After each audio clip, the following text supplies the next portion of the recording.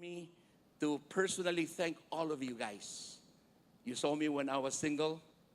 You saw me when I got married. Thank you again, Pastor Chris and Sister Aurora, for coming to the Philippines and be a part of the wedding of my wife and I. That was many years ago. And here are my children and my wife coming to the States. Come on. And I will allow them to give thanks to the Lord because you have impacted their lives, my brothers and my sisters. And what a great joy to have them this morning with me, traveling together.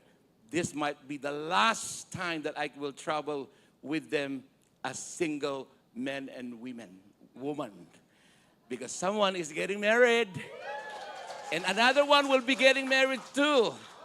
So there you go. I'm passing on the baton. Let's start with the one who is getting married soon. Aloha, Bethel Chapel.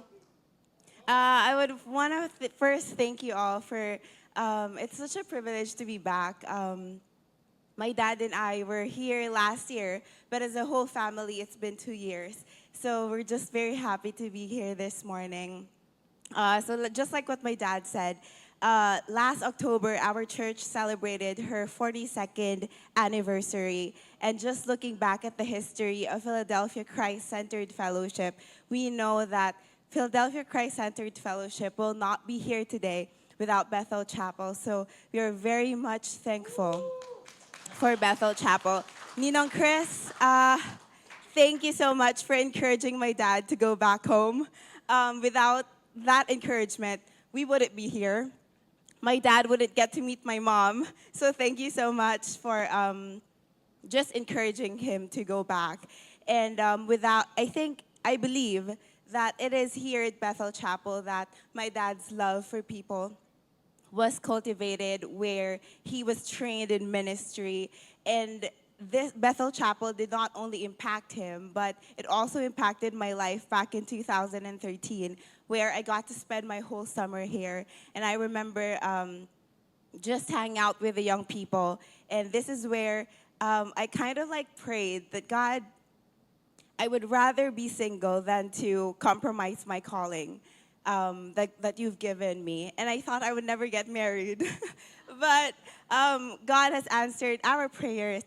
So this coming May, I will be getting married to a pastor in Canada. And it is such a blessing and an answered prayer to be marrying someone who is also in the ministry.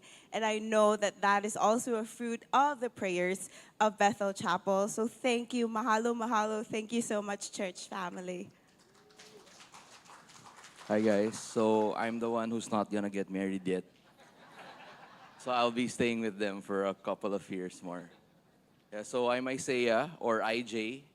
Isaiah John. I'm the second eldest in the family. I want to personally thank you guys for investing your lives into my dad's life. Because without you guys, he wouldn't be who he is right now, and not doing whatever God is doing to him if it wasn't for Bethel and for you guys. And we also, as a family, we want to thank you because we've seen your support for us. I know we don't go to Hawaii often, but we've seen how you guys supported our family and our dad, how you prayed for us, how you loved us, how you always send us message, kamusta. And we also, through the years, we've also loved you guys as well because every time we go here, we spend time with people like Mac, with Rap, and all the not youths anymore. Everyone's getting older. So we want to thank you guys for always accepting us here and being hospitable to us, and for investing your lives into our dad's life and into us as well. Thank you all.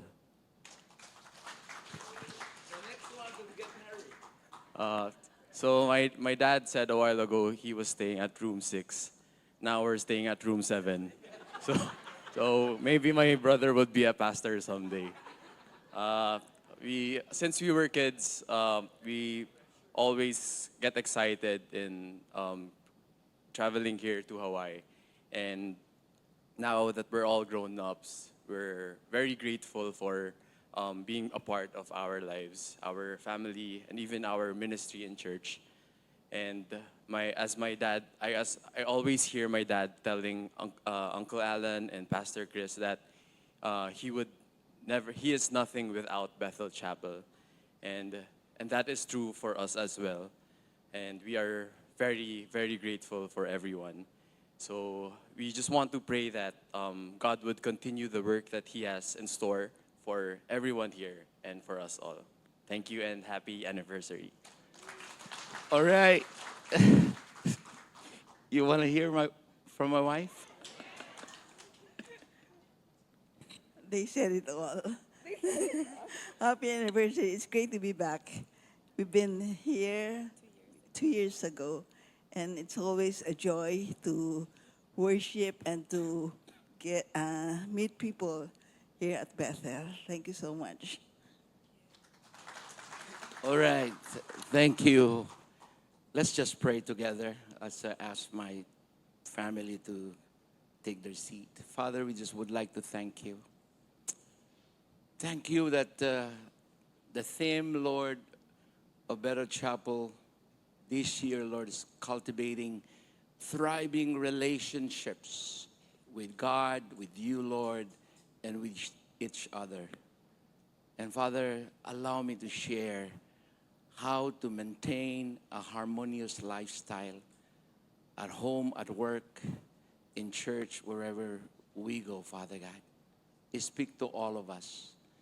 Your word is so powerful that when we obey them, you are going to change our lives. Fill us with your Holy Spirit.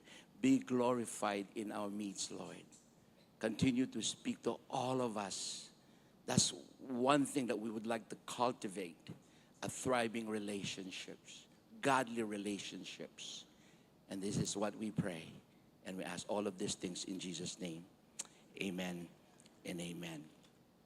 Praise be to God. All right. Let me get my, yeah, there you go. Thank you. All right. Maintaining a harmonious lifestyle. Praise be to God.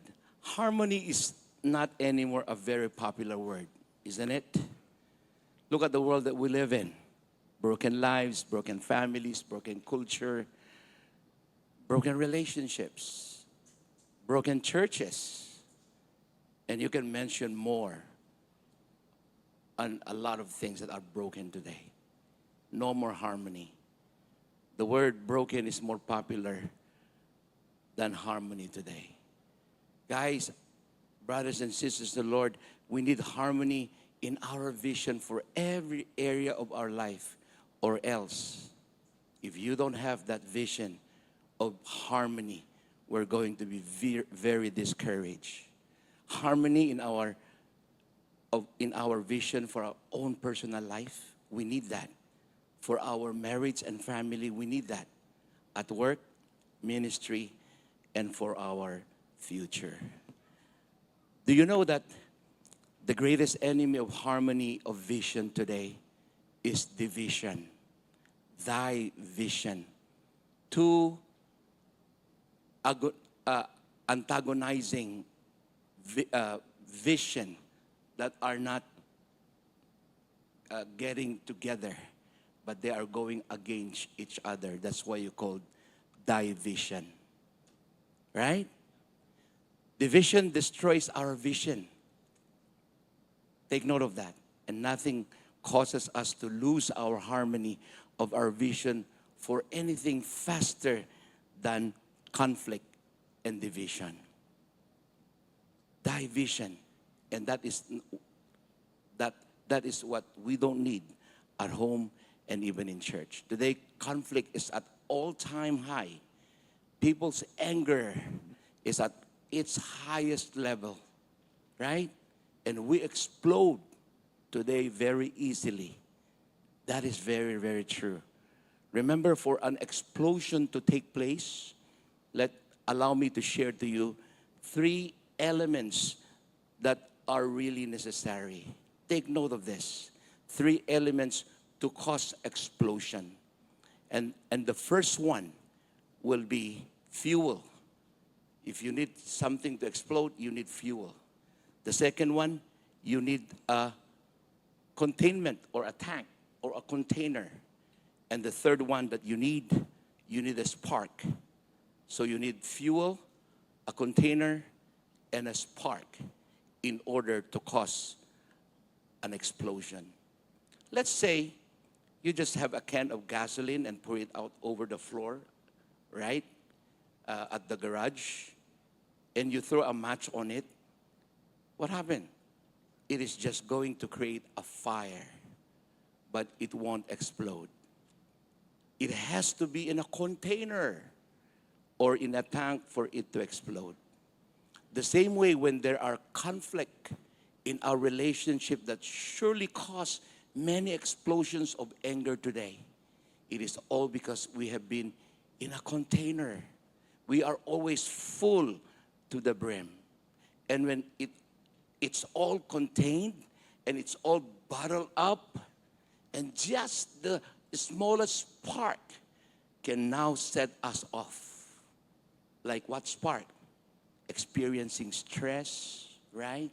Fatigue, pleasure, then create a huge explosion of misunderstanding and hurt feelings, then disappointment, and then anger, and then more conflict.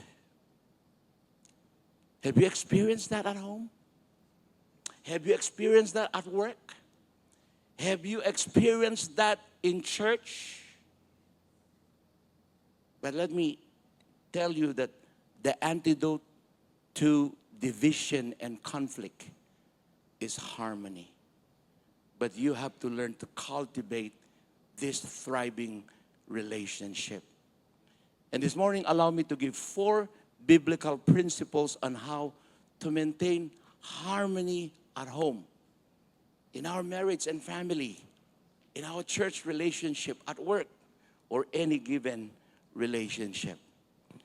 In Ephesians chapter 4, verse 3, in the Amplified Version, it says, I love this, strive earnestly to guard and keep the harmony of the Spirit. Strive earnestly. You have to put effort, make every effort. You understand that? It's not easy. Do you strive earnestly to guard, to keep the harmony of the Spirit in our home? Do you? Are you really working at harmony in all of our relationship all the time? Are you?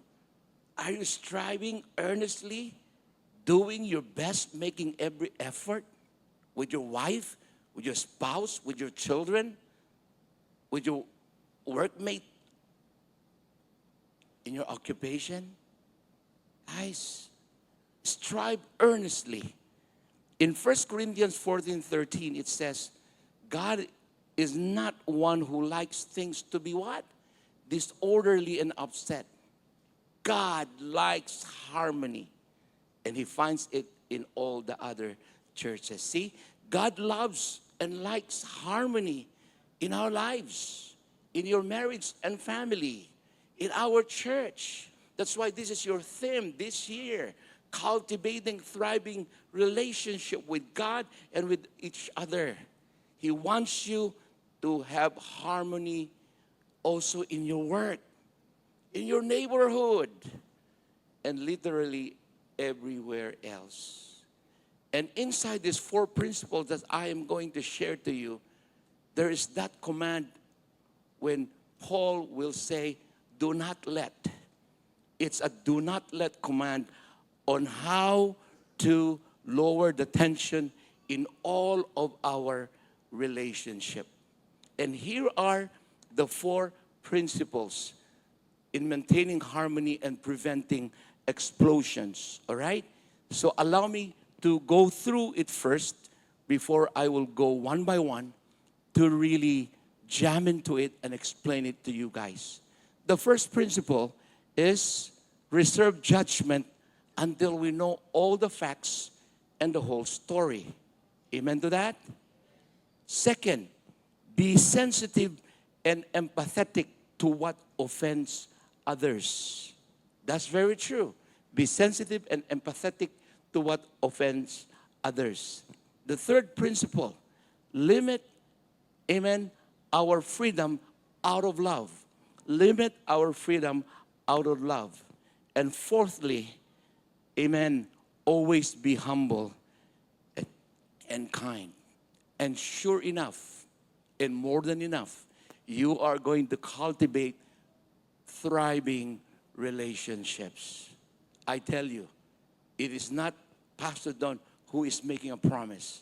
These are the words of God that we are going to hear this morning. The first principle, okay? Reserve judgment until we know all the facts and the whole story. This is the first principle that you have to strive harder to lower down your anger factor in any given relationship. But sad to say, many times, we are people who is so quick to make assumptions, to make judgments very quickly. Amen? That's very true. We tend to always leave out the most parts of the story that don't match our opinion. You understand that? Is that happening with you? Yeah, that's right. And also, I want to advise you that you need to be very careful not to believe anything that you hear and anything that you read on the social media. It's a great warning. Learn to stop, learn to think, and question what you hear and read. Don't just automatically accept anything. Be very careful. In Proverbs chapter 3, verse 21, see that even King Solomon was saying, preserve sound judgment and discernment. See, look at that command. Do not let judgment, sound judgment and discernment out of your sight. Do not let sound judgment and discernment out of your sight. In short, don't believe everything you hear and read. That's going to cause lots of conflict. Brothers and sisters in the Lord, don't make quick judgments right away. Listen to the whole story. Be very sensitive to hear them first before you make an assumption. Don't make an assumption. You have to hear the whole story first. Amen? In Proverbs chapter 18, verse 13 in the Living Bible, it says, what a shame. What a shame. Christians, what a shame. Yes, how stupid you are to decide before knowing all the facts. What does the Bible call you? You're stupid. If you are just deciding before you know all the facts, what does the Bible call you? Stupid. You're ashamed. Better listen, guys. That's very true. And you have to learn how to understand that. In 1 Corinthians 4:5, it says, you should not pass judgment on anyone before the right time. Amen? The final judgment must wait until the Lord Jesus comes. He'll be the one to bring delight, dark secrets, and expose the hidden purposes of people's minds. Amen. We don't have the right to judge. Only God has the right to judge us. Amen? And in Ephesians chapter 5, verse 6, another, do not let. It means to strive harder. Do not let anyone fool you by telling you the things that are not true. You are also a fool. Guys, if you will just believe these foolish people telling you to things that are not true at all. But it's so easy to believe those things that are not true, right, today? That's why it creates a lot of conflicts and fights and quarrels. And we will never cultivate a thriving relationship. All right? So the first one, reserve your judgment. Know the whole story before you judge. Let's go to the second one. Be sensitive and empathetic to what offends others. In 1 Corinthians 10:32 in the Amplified Version, another, do not let yourself cause anyone to be offended, whether they are Jews or Gentiles. These are the non-Christians and those in the church family or those in the family of God. See? Do not let yourself to cause anyone to be offended. But it seems like it is so easy to offend everybody else carelessly these days, right? It's so easy. You love to offend people. You love to offend your wife. You love to offend someone. But the thing is, and the truth is, we can also be easily offended too by others. Right? You want to offend, but you don't want yourself to be offended. And you are so easily offended too. That's unfair. You love to judge, but you don't want to be offended. That's unfair. Allow me to share to you 2 marks of a true Christian. This can be your guide. Ask yourself if you are a Christian with regards to godly relationship. First, we should not be offended easily by others. Guys, it's time, to make your skin thicker. All right? Guys, walang pusong mamon. All right? It means to say, you should not be offended so easily. Secondly, we should not do anything that causes others, all right, to be offended. We should not do anything that causes others to be offended. These are the 2 marks of a Christian on godly relationships. But many times, we often become very insensitive. We are so insensitive to the impact of our own words and our own actions on other people, like our mate, spouse, or even children, friends, and even our pastors and church workers. We just don't care. We become very insensitive. In 1 Peter chapter 1, chapter 3, verse 8, it says, live in harmony and be sympathetic. See, harmony and being sympathetic always go together. And this too, harmony and being sympathetic, can be applied to all of our relationships. Guys, I know we're not perfect. There are times when we become very, very sensitive. There are times that we might have caused some fault to others. But this is what even Jesus said to all of us today. In Matthew chapter 5, verse 25, when you are offended or you have offended someone, what did Jesus say? In Matthew 5:25, settle matters quickly with an adversary. Quickly. Don't make it a day, 2 days, 3 days, 4 days that you don't talk to your wife. 1 week that you don't talk to your husband. See? 1 month that you don't talk to your son or even to your daughter or even to your mom. You are going against the Word of God. Settle matters quickly. If you have conflict or you have fight with anybody, which is very normal in the family, with your spouse or anybody else, don't delay. Don't delay the resolution. Deal with it quickly as you can.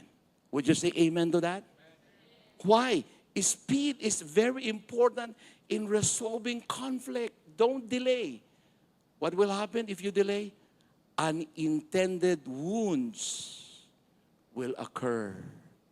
And it tends to get worse when you keep on delaying your response to settle them. I want to tell you, it will become worse and be very sensitive. Speed is very important in resolving conflict. And my advice to all of us, including myself, when you hurt someone's feelings, which is many times you might have not done it intentionally or intentionally, the best and the quickest way to resolve it, you know what? Is to humble yourself, to apologize sincerely, and ask for forgiveness. Guys, let me show you at the price of unforgiving spirit. Do you want to see that? Look at that in Proverbs 28:13.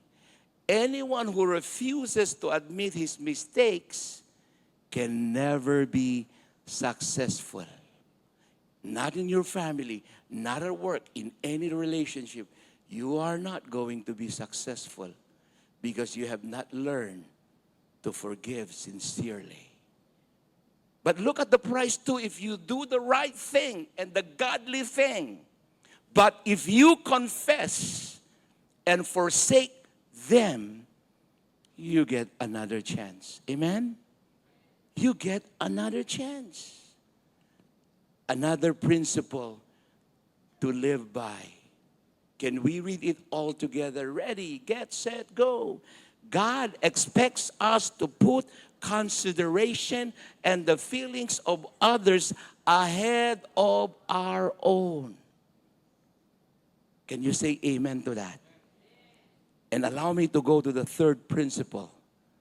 We all need this at home, in church, wherever the Lord brings us.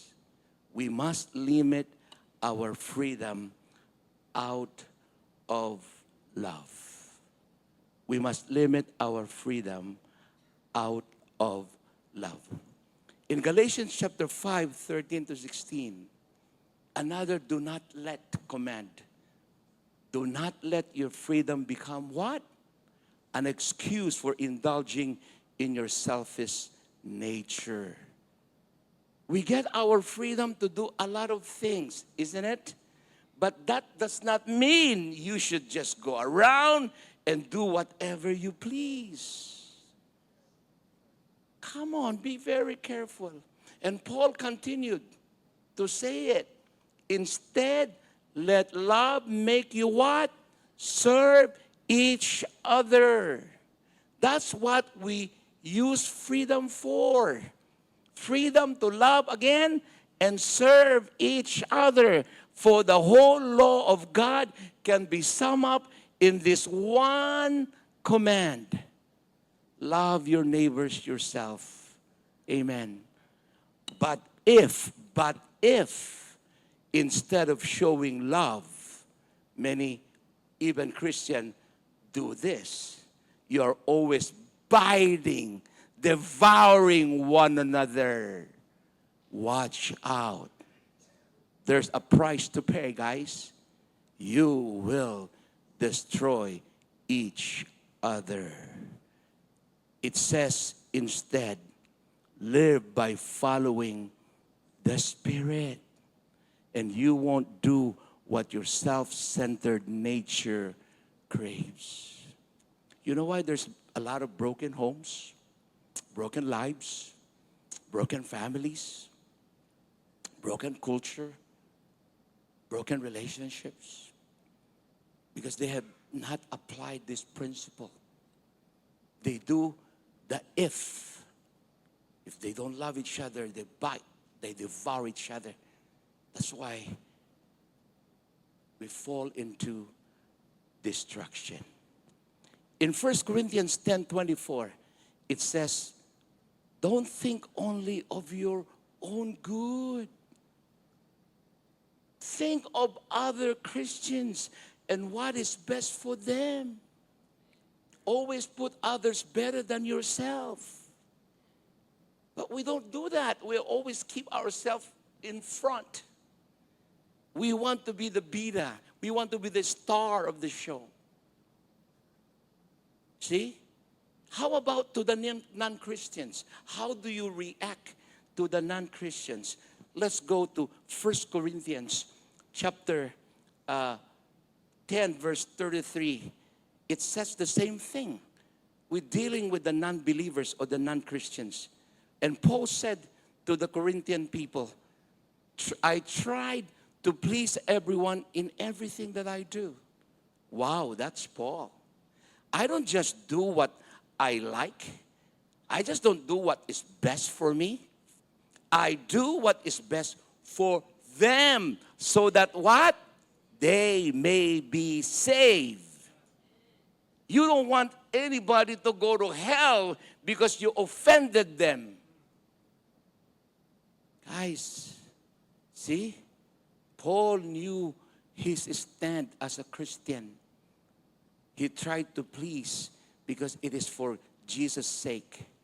Amen. So that he would be able to bring people to Christ in order for them to be saved. And finally, the fourth one, before we go, always be humble and be kind. It's a Christ-like principle, guys. These four things that I'm sharing to you, and you all need it. I need it in my family. We need it in the church. Thank God. 2025 is cultivating, thriving relationship with God and with each other. And in Philippians chapter 2, verse 3, another, do not let selfishness or pride be your guide. There's so many, we are struggling with selfish pride, guys. I know that. I'm still struggling with it too. But I have to learn from the Lord. And the Bible says, instead, be what? Be humble. Give more what? Honor to others than to yourselves. In life, people respond differently to pressure and differently to stress today. When pressure and stress are on, take note of this. What is going to come out in your heart, in your mind, even in your lips, is what is really coming from your very heart. Allow me to share to you my observations. Under stress, I don't know if there are people like this, nice people become even nicer. I praise God for those kind of people. And patient people become more patient. Love it. I'm not that person. Or under stress, mean people become more mean when they are under stress. That's me. Bullies becomes bigger bullies. Angry people become more angry. Is that you? Whatever is inside of you is what is going to come out when you are under pressure and stress.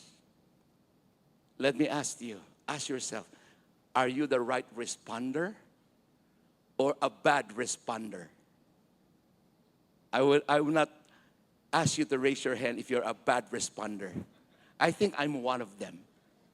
I'm still guilty. And God's still working in my life. Amen. And let's be honest enough to say, Lord, I still fumble and fall.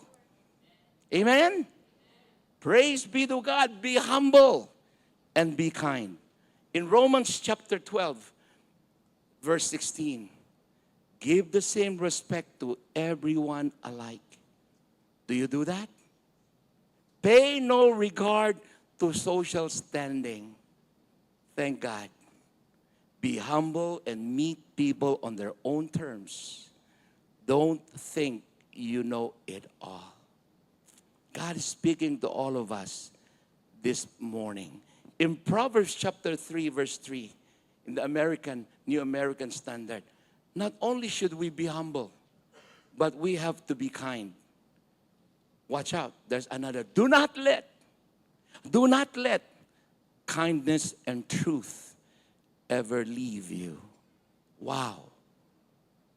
Never allow kindness and truth leave you. Do you mean, Pastor, that we have to be kind all of the time? Yes. Especially if you call yourself a Christian, you have to be very kind all the time. Because it says, do not let kindness and truth ever what? Leave you, not a single minute.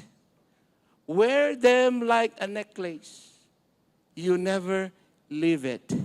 Write them deep within your heart. This is the Word of God, guys. You have to take it seriously. And remember this. The number one that humility will do if you humble yourself, and when you learn to be always kind, and you really want more harmony in your relationships, watch out in the way you talk. It's better to be, guys, a gospel marites than a gossiping marites. Everybody knows what marites, right? But do not be a gossiping marites. Be a gospel marites. Write it down. It's the way you talk. Watch the way you talk. Many times you hurt your husband, your wife, your children, and you will tell, I'm so careless with with what I say. Yes. You have to be very careful. Watch out what comes out from your mouth. As a Christian, we should always be very careful with the words we use and how we say them. You know what causes most conflict and arguments today? Is the way you say those words. How you say it. Not the word, but how you say it. That hurt people. Be very careful. And in James chapter 3 verse 6, it says, a careless or wrongly placed word out of your mouth can what? Destroy. By our speech, we can turn harmony into what? Chaos. Throw mud on a reputation. Send the whole world in a smoke and go up in smoke with it. That smoke is from where? The pit of hell. That's a careless or wrongly placed word. And Ephesians 4:29, another do not let. I love this. Do not let any harmful words come out of your mouth, but only what is helpful for building up others. What is helpful building others according to their needs, that it may benefit those who listen. Today, we have learned to talk about things that build someone's up. Your wife, your husband, your children, your mom, your dad. And please, never anything that tears a person down. Amen? And my challenge today, do you think that if we can apply this do not let principles and verses, do you think that there will be lesser explosions? There will be lesser conflicts? There will be lesser anger? Amen? If you put God first and His Word and you practice it. Let's review it again as we come to a close. The 4 principles, biblical principles to maintain harmony. Are you ready? What's the first one? We reserve the judgment until we know all the facts and the whole story. If not, that will spare. Guys, you are not going to spare lots of conflict and explosions. All right, next. Okay, be sensitive and empathetic to what offends others. The only proper response is to be what? humble and kind, and confess and ask for forgiveness sincerely to those whom we have offended. Third, we limit our freedom out of love. Yes. Of course, we are free to do all kinds of things, but consider this. We should limit our freedom out of love for others' sake and for God's glory. And fourth, amen, always be humble and kind. You can screenshot it and put it on the Facebook. Teach it to your family. These are all principles that God will use to change all our lives. Let us pray. Father God, we just want to thank you for this beautiful morning. We need your help. We need the Holy Spirit. We need your word. We need, Father God, your convictions. We need your prompting. We need you, Father God, to cause us to be sensitive to what you have been teaching us, so that we'll be able to apply these 4 biblical principles, with many of it that says, do not let, in order to cultivate a thriving relationships with each other. Father, we ask for your forgiveness. We're not perfect yet. We need you to work in our lives. I myself, you've been working to improve me. You've been working to change me and to transform me. Thank you. And you are going to do it all to all of us, Lord, to change us. And we need your help, Lord. Lord, this year, 2025, that's our goal. That's my goal for my family. That's my goal for myself. This will be our goal for our church, 2025. Cultivate thriving relationship with you first, Lord. Amen. And with each other. We thank you, we bless you and honor you. And we ask all of these things. In Jesus' name we pray.